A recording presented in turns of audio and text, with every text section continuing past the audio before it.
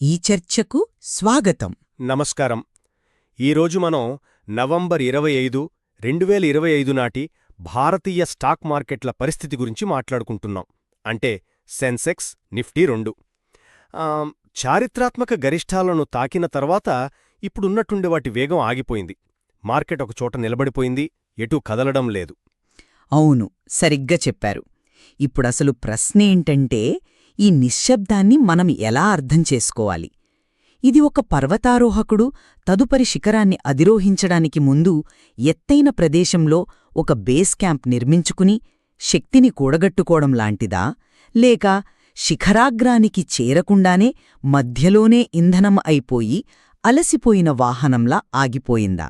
నా వాదనేంటంటే, మార్కెట్ ఒక బలమైన బేస్ క్యాంప్ నిర్మిస్తోందని. కానీ నాకైతే అది చూస్తుంటే ఇంజినాగిపోయిన వాహనంలానే కనిపిస్తోంది. మార్కెట్ యొక్క ఈ స్తబ్దత అంతర్గత బలహీనతకు, రాబోయే ప్రమాదానికి సూచన అని నా వాదన. కాస్త విరామం తీసుకోవడం చాలా అవసరం. అది ఆరోగ్యానికి కూడా మంచిది. దాన్నే మనం టెక్నికల్ భాషలో కన్సాలిడేషన్ అంటాం. అంటే ఒక మ్యారథాన్ రన్నర్ వేగంగా పరిగెత్తిన తర్వాతి స్ప్రింట్ కోసం కాసేపు ఊపిరి పీల్చుకోవడం లాంటిది. ఈరోజు ఉదయం సెన్సెక్స్ 85,030.43 వద్ద దాదాపు ఫ్లాట్గా ట్రేడ్ అవడం చూశాం. ఇది మార్కెట్ పడిపోవడం లేదని, తన కొత్త గరిష్ట స్థాయిల వద్ద స్థిరపడటానికి ప్రయత్నిస్తోందని చూపిస్తోంది. ఒక్క నిమిషం, మీరు స్థిరపడటం అంటున్నారు, కానీ గత 3 రోజులుగా ట్రేడింగ్ వాల్యూమ్స్ కూడా తగ్గుతున్నాయి. అది మీకు ఆందోళన కలిగించడం లేదా? అంటే మార్కెట్లో పాల్గొనేవారి సంఖ్య తగ్గుతుంటే దాన్ని మనం స్థిరత్వం అనగలమా, లేక ఉత్సాహం లేకపోవడం అంటామా? మంచి ప్రశ్న. కానీ నేను దాన్ని మరో కోణంలో చూస్తాను. ధరలు పడిపోకుండా తక్కువ వాల్యూమ్తో మార్కెట్ ఒకేచోట స్థిరంగా ఉందంటే దాని అర్థం అమ్మకందారులు దూకుడుగా లేరని. పెద్ద ఇన్వెస్టర్లు ఎవరూ తమ షేర్లను వదిలించుకోటానికి తొందరపట్టంలేదు. వాళ్లు వేచి చూస్తున్నారు. ఎందుకంటే నెలవారీ డెరివేటివ్స్ గడువు ముగింపు, అమెరికా నుండి రాబోయే ద్రవ్యోల్బణ డేటా వంటి కొన్ని ముఖ్యమైన సంఘటనలు ముందున్నాయి. వాటిపై స్పష్టత వచ్చాక తదుపరి నిర్ణయం తీసుకోవాలనేది వారి వ్యూహం. ఇది భయం కాదు, ఇది తెలివి. పైగా రియల్టీ, మెటల్స్ వంటి రంగాల్లోకి డబ్బు ప్రవహిస్తోంది. దీన్ని సెక్టోరల్ రొటేషన్ అంటాం. అంటే తెలివైన డబ్బు ఒకచోట లాభాలు తీసుకుని ఇంకా పెరగడానికి అవకాశమున్నా మరోచోటికి వెళ్లడం. ఇది మార్కెట్ ఎంత బలంగా, డైనమిక్గా ఉందో చూపిస్తోంది. అందుకే 85,000 స్థాయి సెన్సెక్స్కు ఒక కొత్త ఫ్లోర్లా, ఒక బలమైన పునాదిలా మారుతుందని నేను నమ్ముతున్నాను. లసట అని పిలుస్తాను. మార్కెట్ తన శక్తిని కోల్పోయింది. మీరు చెప్పిన మారాథాన్ రన్నర్ ఉదాహరణే తీసుకుందాం. ఆ రన్నర్ ఊపిరి పీల్చుకుంటున్నాడా, లేక పరుగును కొనసాగించలేక మధ్యలోనే ఆగిపోయాడా అనేది ముఖ్యం. నిఫ్టీ 50 కూడా 26,000 మార్కు దగ్గర ఫ్లాట్గా ఉండటం చూస్తుంటే కొనుగోలుదారుల్లో ఏమాత్రం ఆసక్తి లేదని స్పష్టంగా తెలుస్తోంది. మీరు తెలివైన వ్యూహం అంటున్న ఈ నిరీక్షణ నా దృష్టిలో భయం, అనిశ్చితికి నిదర్శనం. డెరివేటివ్స్ గడువు, యుఎస్ ద్రవ్యోల్బణం అనేవి చిన్నపాటి స్పీడ్ బ్రేకర్లు కావు. అవి మార్కెట్ దిశను మార్చేయగల పెద్ద ప్రమాదాలు. అందుకే మార్కెట్ ముందుకు వెళ్లడానికి భయపడుతోంది. ఇక మీరు సెక్టోరియల్ రొటేషన్ అంటున్నారు. కానీ ఒక ఓడలో కొన్ని గదులు బలంగా ఉండి ఇంజిన్ రూంలో సమస్య ఉంటే ప్రయోజనమేంటి? ఐటీ రంగం మన మార్కెట్కు ఇంజిన్ లాంటిది. ప్రస్తుతం ఆ ఇంజిన్ బలహీనంగా ఉంది. కొన్ని స్టాక్స్ మాత్రమే మార్కెట్ను మోయడం అనేది బలహీనతకు సంకేతం, బలానికి కాదు. ఇక మీరు మద్దతు అంటున్న 85,000 స్థాయి నా దృష్టిలో మార్కెట్ ఛేదించలేకపోతున్న ఒక బలమైన ప్రతిఘటన, ఒక అడ్డుగోడ. మీరు కన్సాలిడేషన్ను బలహీనతగా చూడటంలోనే అసలు సమస్య ఉంది. ఈ ఏకీకరణ చాలా సానుకూలమైనది. ఇది ఇటీవల భారీ లాభాలను జీర్ణం చేసుకోవడానికి మార్కెట్కు సమయం ఇస్తుంది. తద్వారా మార్కెట్లో ఒక బుడగ ఏర్పడకుండా, అంటే వేగంగా పడిపోయే ప్రమాదాన్ని ఇది నివారిస్తుంది. ఒక రకంగా మార్కెట్ తనను తాను సరిదిద్దుకోవడం, బ్యాలెన్స్ చేసుకోవడం లాంటిది. పెట్టుబడిదారులు భయంతో లేరు, వారు జాగ్రత్తగా ఉన్నారు. రోజంతా సెన్సెక్స్ 54,800 నుండి 55,100 మధ్య కదలడం చూశాం. అంటే ప్రతి చిన్న పతనంలోనూ కొనుగోలుదారులు వస్తున్నారు. అదే సమయంలో ప్రతి పెరుగుదలలోనూ కొంతమంది లాభాలు స్వీకరిస్తున్నారు. ఇది ఆరోగ్యకరమైన మార్కెట్కు సంకేతం. క్షమించాలి, నేను ఏకీభవించలేను. మీరు జాగ్రత్త అంటున్నారు, కానీ నా దృష్టిలో అది కేవలం మార్కెట్ ముందుకు వెళ్లడానికి ఇష్టపడని కొనుగోలుదారులకి, అమ్మడానికి సిద్ధంగా ఉన్న అమ్మకందారులకి మధ్య జరుగుతున్న యుద్ధం. ప్రస్తుతం ఆ యుద్ధంలో ఎవరూ గెలవలేకపోతున్నారు, అందుకే మార్కెట్ అక్కడే ఆగిపోయింది. ఇది ఆరోగ్యకరమైన విరామం కాదు, ఇది గందరగోళం. ఉదయం సెన్సెక్స్ 84,800 వద్ద ప్రారంభమై 85,000 స్థాయిని నిలబెట్టుకోవడానికి రోజంతా కష్టపడటం మనం చూసేం. ఇది కొనుగోలుదారులలో విశ్వాసం లేదని స్పష్టంగా చూపిస్తోంది. ఊపు లేనప్పుడు ఏదైనా ఒక చిన్న ప్రతికూల వార్త వచ్చినా మార్కెట్ ఏ దిశలోనైనా, ముఖ్యంగా కిందివైపు పడిపోయే ప్రమాదం ఎక్కువగా ఉంటుంది. రాబోయే సంఘటనల గురించి మీరు అతిగా ఆందోళన చెందుతున్నారని నా అభిప్రాయం. డెరివేటివ్స్ గడువు ప్రతి నెలా వస్తుంది. ఇది మార్కెట్కు కొత్తేమీ కాదు. మార్కెట్ దీన్ని ఎప్పుడూ ఎదుర్కొంటూనే ఉంటుంది. అలాగే యుఎస్ ద్రవ్యోల్బణ డేటా గురించి కూడా అందరికీ ముందే తెలుసు. ఇది ఒక సర్ప్రైజ్ కాదు. ఒక పరిపక్వత చెందిన మార్కెట్ ఇలాంటి తెలిసిన సంఘటనలను తన అంచనాలలో ముందే పరిగణనలోకి తీసుకుంటుంది. దీన్ని మార్కెట్ పరిభాషలో ప్రైస్డ్ ఇన్ అంటాం. ఈ అనిశ్చిత తొలగిపోయి స్పష్టత రాగానే ఆగిపోయిన కారు మళ్లీ స్టార్ట్ అయినట్టు మార్కెట్ తన వృద్ధి ప్రయాణాన్ని తిరిగి ప్రారంభిస్తుందని నేను గట్టిగా నమ్ముతున్నాను. మీరు ఈ సంఘటనలను చాలా తేలికగా తీసుకుంటున్నారు. ప్రతి నెలా వచ్చే డెరివేటివ్స్ గడువు వేరు, మార్కెట్ రికార్డు స్థాయిల వద్ద ఉన్నప్పుడు వచ్చే గడువు వేరు.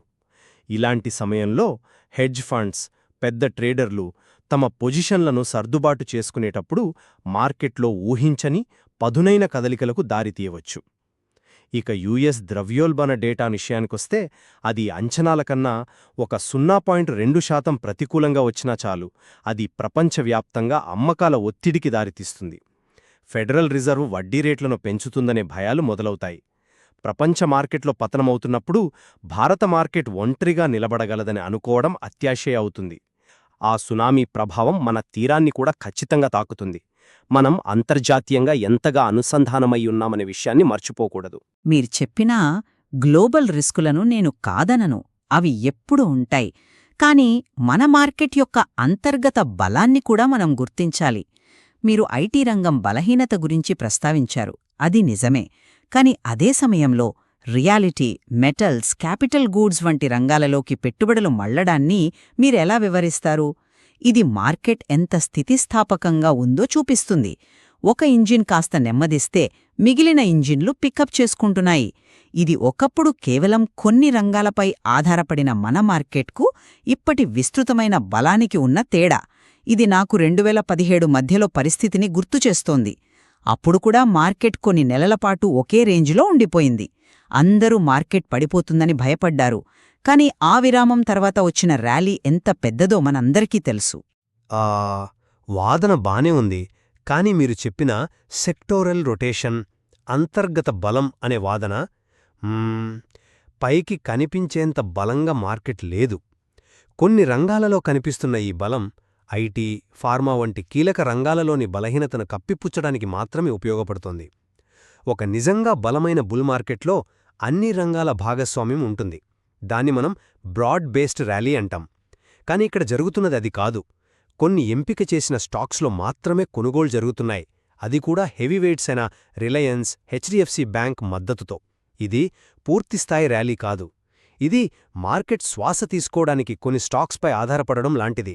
ఈ ఆధారపడటమే అసలైన ప్రమాదం. ఆ కొన్ని స్టాక్స్ బలహీనపడితే మార్కెట్ మొత్తం కుప్పకూలుతుంది. మీరు పదే పదే కొన్ని స్టాక్స్ అంటున్నారే కాని ఆ రొటేషన్ వల్లే కదా మార్కెట్ 85,000 స్థాయిపైన నిలదొక్కుకోగలుగుతోంది.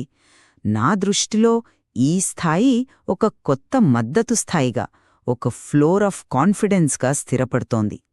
మార్కెట్ ఈ స్థాయికి పడిపోయిన ప్రతిసారీ కొనుగోలుదారులు ప్రవేశించి దాన్ని పైకి తీసుకెళ్తున్నారు. అంటే మార్కెట్ పార్టిసిపెంట్స్ 85,000 కన్నా తక్కువకు సెన్సెక్స్ను చూడ్డానికి ఇష్టపడటం లేదు. ఇదొక సైకలాజికల్ ఫ్లోర్గా మారుతోంది. ఈ పునాది ఎంత బలంగా ఉంటే దానిమీద కట్టబోయే భవనం అంత ఎత్తుకు వెళ్తుంది. నేను దాన్ని పూర్తిగా వ్యతిరేకిస్తాను. మీరు ఫ్లోర్ ఆఫ్ కాన్ఫిడెన్స్ అంటున్న ఈ స్థాయి నా కళ్లకొక సీలింగ్ ఆఫ్ డౌట్లా, అంటే ఒక సందేహపు కప్పులా కనిపిస్తోంది. మార్కెట్ పలుమార్లు దానిని అధిగమించడానికి ప్రయత్నించి విఫలమవుతోంది. ఒక ర్యాలీలో మార్కెట్ ఒక కీలక స్థాయిని దాటలేక పదే పదే వెనక్కి వస్తుంటే అది ఆ ర్యాలీ ముగిసిపోయిందని, బుల్స్ అలసిపోయాయని సూచిస్తోంది. కొనుగోల్దారుల శక్తి తగ్గిపోయి అమ్మకందారులు నెమ్మదిగా పట్టు సాధిస్తున్నారని అర్థం. ప్రతి ప్రయత్నంలోనూ విఫలమవడం కొనుగోలుదారుల విశ్వాసాన్ని దెబ్బతీస్తోంది. ఈ వైఫల్యం మార్కెట్ ఇకపై పైకి వెళ్లలేదని, బదులుగా సులభమైన మార్గమైన కిందివైపుకు వెళ్లే అవకాశం ఎక్కువగా ఉందని సూచిస్తోంది. ప్రస్తుతం భయంతో కాదు, తెలివితో వ్యవహరిస్తోంది. ఇదొక ఆరోగ్యకరమైన వ్యూహాత్మక విరామం. పర్వతారోహకుడు తన బేస్ క్యాంప్ను 85,000 వద్ద బలంగా నిర్మిస్తున్నాడు. రంగాల మధ్య పెట్టుబడుల మార్పులు, ఆర్థిక వ్యవస్థలోని అంతర్గత బలాన్ని, మార్కెట్ యొక్క పరిపక్వతను సూచిస్తున్నాయి. రాబోయే స్వల్పకాలిక అనిశ్చితులు తొలగిపోగానే ఈ బేస్ క్యాంప్ నుండి మార్కెట్ తన తదుపరి శిఖరాగ్రయాత్రను ఖచ్చితంగా ప్రారంభిస్తుంది. నా చివరి మాటగా, మార్కెట్ తన శిఖరాగ్రానికి చేరుకుని అలసట సంకేతాలను స్పష్టంగా చూపిస్తోందని అంటాను. దాని ఇంజిన్ వేడెక్కింది, ఇంధనం అయిపోవస్తోంది. యుఎస్ ద్రవ్యోల్బణం రూపంలో ఒక తుఫాన్ సమీపిస్తోంది. ఐటీ రంగం వంటి అంతర్గత బలహీనతల వల్ల పెట్టుబడిదారులు నిజమైన ప్రమాదాన్ని ఎదుర్కొంటున్నారు. 85,000 అనే కీలకమైన అడ్డుగోడను దాటలేకపోవడం మార్కెట్ దిశ మారే అవకాశముందని, అంటే పతనం వైపు మొగ్గు చూపే అవకాశముందని గట్టిగా సూచిస్తోంది. మనిద్దరి వాదనలు విన్న తరువాత ఒకటి మాత్రం స్పష్టం.